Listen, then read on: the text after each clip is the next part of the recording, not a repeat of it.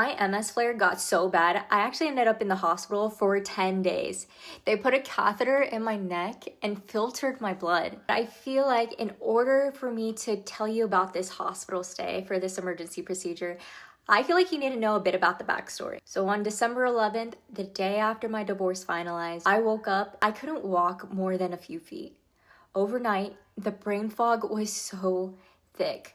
I could barely form sentences. I stood up once and just fell immediately, no warning, just my legs completely forgot. And that was the start to the worst flare of my 13 years with MS. By the end of January, it wasn't calming down. Since I'm allergic to steroids, which is the standard procedure for an MS flare, my neurologist and then my second opinion from Dr. Walls both agreed it was time for a plasma exchange. It was not an easy decision. I made it because I knew if I didn't know what I'd lose next.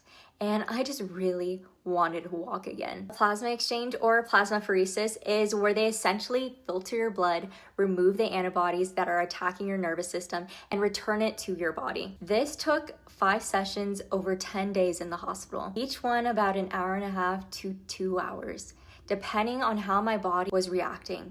And symptom-wise, for me, the cold always hit first.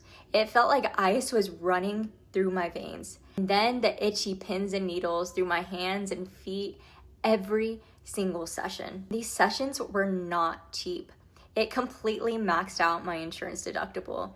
And I am just so grateful I had insurance because I think I'd be bankrupt. What nobody prepares you for is the emotional weight of 10 days in a hospital bed. My marriage had just ended at this point. One of the hardest parts of lying there was grieving the person who said he'd be there if my MS ever got this bad. Of course, he wasn't there, but my family was. Rotating in and out every single day, driving 45 minutes each way, bringing and making every single one of my meals so I'd stay anti-inflammatory in all my diet.